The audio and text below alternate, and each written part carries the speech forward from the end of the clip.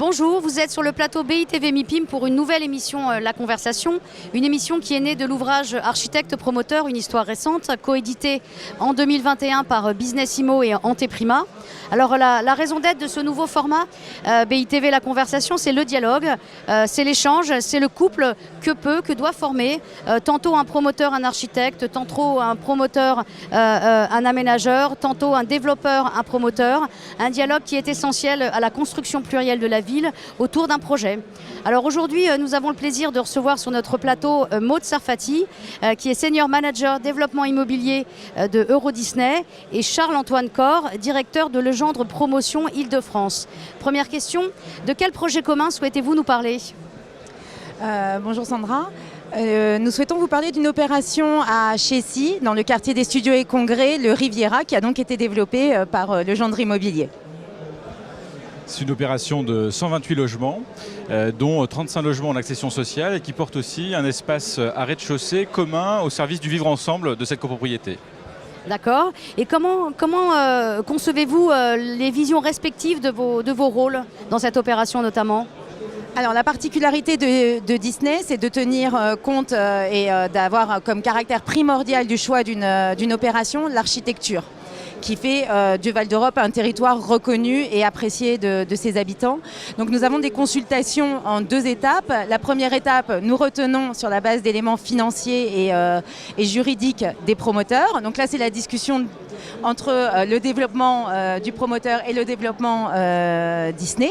Et ensuite, nous laissons toute la place à l'architecture. Et la deuxième étape de la consultation porte uniquement sur l'architecture, avec une thématique architecturale. En ce qui concerne le quartier des Studios et Congrès, c'est l'Art déco.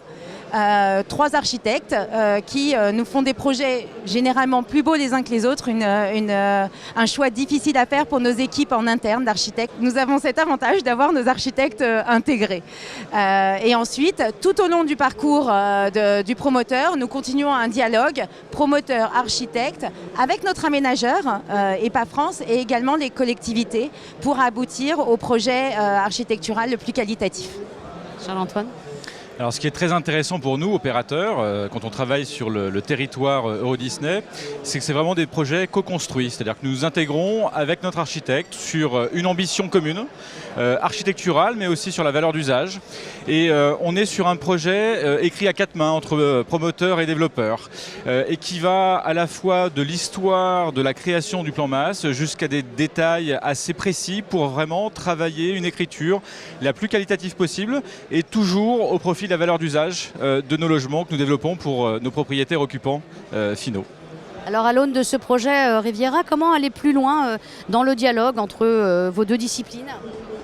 Alors, je pense qu'on a déjà une bonne base et il faut continuer ce dialogue constant en intégrant maintenant la dimension développement durable tout en conservant la qualité architecturale avec des modes constructifs à adapter à notre architecture, enfin en tout cas une architecture à adapter au mode constructif, je ne sais pas, mais jamais au détriment de l'architecture. Sachant que cette dimension partagée de l'acte de construire, c'est à la fois en conception, mais on le porte aussi en exécution avec un vrai suivi de part et d'autre sur la qualité de l'acte de construire, du respect des ambitions architecturales. Et évidemment maintenant, autant sur la valeur d'usage et l'écriture architecturale doivent être au service de l'ambition environnementale et de notre responsabilité sociétale pour nos projets de demain. Merci beaucoup. Merci.